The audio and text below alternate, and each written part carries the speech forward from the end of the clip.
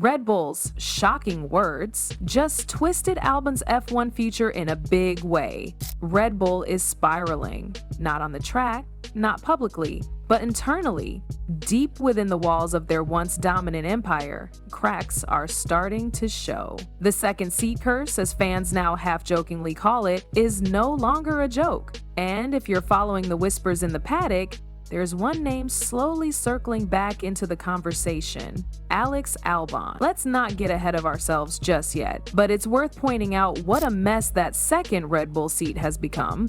While Max Verstappen is out there breaking records, holding the team on his back, the other side of the garage looks like a revolving door of missed opportunities and underperformance. Yuki Tsunoda's promotion into that seat might have seemed like a fun experiment. A fresh face, big potential, and 5 years of experience marinating in the Red Bull Junior pipeline. But so far, it's not working. Not even close. 12 races, 7 points. Let that sink in. It's not entirely his fault. The RB21 isn't exactly a smooth beast to handle unless your name is Max. The car's development seems to be going off the rails, especially with the looming 2026 regulation overhaul. Red Bull's engine program, meant to be their golden goose, is now tipped to be underperforming even before it's been bolted onto a car. And here's where things get tricky. Red Bull needs someone in that second seat who can do more than just finish races. They need a second brain, a second pair of hands that can pull performance, give sharp feedback, and stabilize the team in case Max decides he's had enough. That's the storm brewing in the background. Verstappen's potential departure. It's not just talk anymore. If the 2026 engine program doesn't deliver and the car starts slipping backwards, Red Bull might lose their biggest asset. And when Max goes, the entire brand identity takes a hit. Now let's bring Albon into this. When he was initially promoted to the main Red Bull team back in 2019, it felt like a Cinderella story, plucked from Toro Rosso mid-season to replace a struggling Gasly. Albon had the raw speed, the fan base, and the calm composure that made him an instant favorite. But it didn't work out. He couldn't keep up with Max, podiums were rare, and in 2021, he was shown the door. Fair or not, that's how it ended.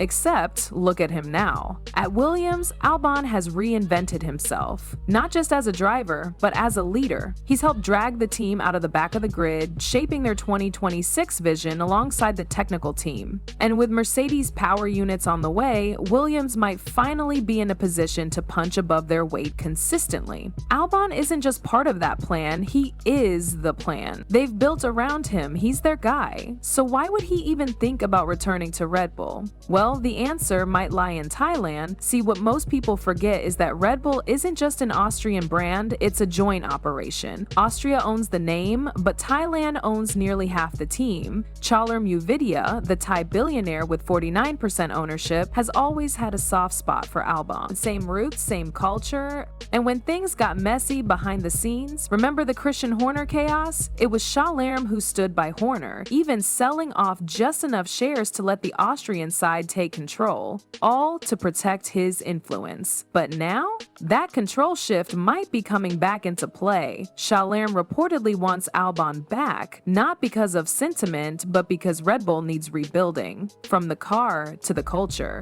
And who better to bring in than someone who knows the system, respects the grind, and has grown into a mature, technically sharp driver, someone who's already proven he can thrive outside the Red Bull bubble. Yuki Tsunoda's window is shrinking. The stats don't lie, and no amount of post-race optimism from team principals can paper over the truth. 7 points in a dozen races? For a Red Bull-backed team, that's a disaster. And it's not like the alternatives aren't knocking loudly on the door. While Tsunoda continues to battle a car that doesn't want to cooperate, Liam Lawson and Ishaq Hajar are quietly stacking points and waiting for the phone call. The pressure is on and Red Bull knows it. But here's the catch. This isn't just about swapping drivers, it's about a full reset. Red Bull's 2026 project is already raising red flags. The power unit they're developing from scratch has insiders worried. Mercedes and Ferrari are rumored to have massive head starts in engine performance, and when that new regulation simulation era begins, Red Bull won't just be fighting for titles, they'll be fighting to stay relevant. That means whoever sits beside Max Verstappen or replaces him if he bolts has to be more than just fast. They need to be technically fluent, consistent under pressure, and able to provide deep feedback when the car isn't delivering. Albon fits that mold almost too perfectly. Since leaving Red Bull, he's transformed. At Williams, he doesn't just show up and drive, he builds. Engineers rely on his input to shape the car's DNA. His feedback loop has become so valuable that Williams centered their 2026 roadmap around him. That kind of trust is rare in F1, especially for a driver who was cast aside by a top team just a few years ago. It's even rarer for a driver to bounce back this strongly. But the wild card here isn't technical, it's political. The internal tug-of-war between Red Bull's Thai and Austrian ownership factions has been bubbling under the surface for years. With Kalerm Uvidya holding 49% and the Austrian side holding majority control, decisions often come down to subtle power plays rather than pure logic. Kalerm backing Horner during the internal controversy wasn't just loyalty, it was strategy. He knew his influence was waning, and now, with the team's future up in the air, he wants his vision back on the table. Bringing Albon in would be Kalerm's move. The optics are perfect. A Thai-owned stake pushing to bring back Thailand's star driver. It makes sense from a business perspective too. Imagine the branding and marketing opportunities. Red Bull could use a redemption arc right now. The image of Albon returning, more mature and more dangerous than ever, could inject fresh energy into a team that's been defined by Max for too long. Of course, there's one massive problem. Williams isn't just going to let him walk. Albon's contract isn't public, but paddock whispers suggest it's airtight. Williams have locked him in because they know exactly what they have, a driver with the ability to take them back to the podiums. And with Carlos Sainz tipped to join for 2026, the idea of an Albon-Sainz duo leading a Mercedes-powered Williams outfit is legitimately exciting. If they play their cards right, Williams could leapfrog half the grid in one season. So for Red Bull to lure Albon back, it's not going to be as simple as waiving a contract and throwing cash. They'd need to sell him a vision, a real one, something better than just nostalgia or unfinished business. They'd need to show that the Red Bull of 2026 isn't a sinking ship, but a team worth betting his prime years on. And that's the gamble. Because right now, Red Bull doesn't look like a team ready for the next era. They look like a giant stuck between glory and chaos. Alex Albon is no longer the kid looking for a break. He's a man with leverage now, and that changes everything. If Red Bull wants him, they'll need to offer more than just a seat. They'll have to offer control, clarity, and most importantly, respect. Because the last time he wore that red and blue suit, he was chewed up and spit out by a system that wasn't built for development. It was built for dominance. And unless that structure has changed, Albon's return would make no sense. What Red Bull has to understand is that 2026 will be a reset for the entire sport. The new power units, chassis designs, and technical restrictions are going to flip the pecking order on its head.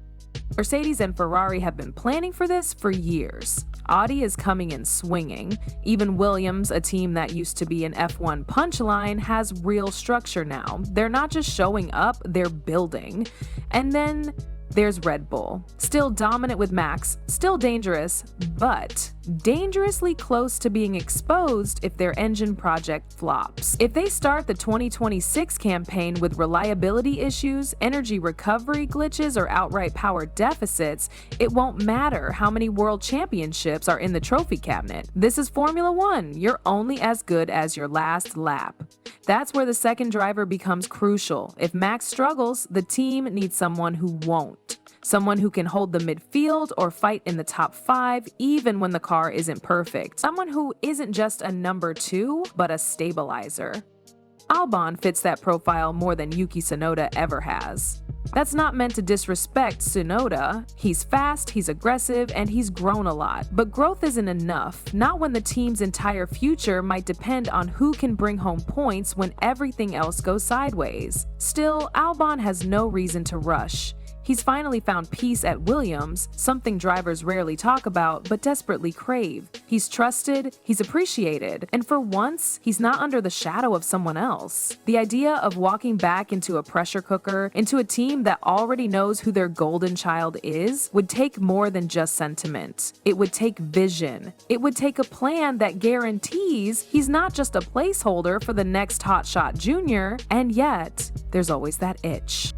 For a competitor like Albon, the chance to fight for wins again, to race at the front of the grid every weekend, that's hard to ignore. If Red Bull can give him a car that even hints at title contention and a structure that treats him as a partner rather than a backup, this whole conversation changes. It becomes less about revenge or redemption and more about legacy. There's also the Verstappen variable. If Max does leave post-2026, Red Bull will need a new face. Someone steady, someone media-friendly, someone who's already known but still has something to prove. Albon checks every box. And Shalom knows that. His push for Albon isn't just patriotism, it's strategy. He sees a future where Albon doesn't just return, he leads. Of course, nothing's guaranteed in Formula One. One engine failure, one blown upgrade package, and everything shifts.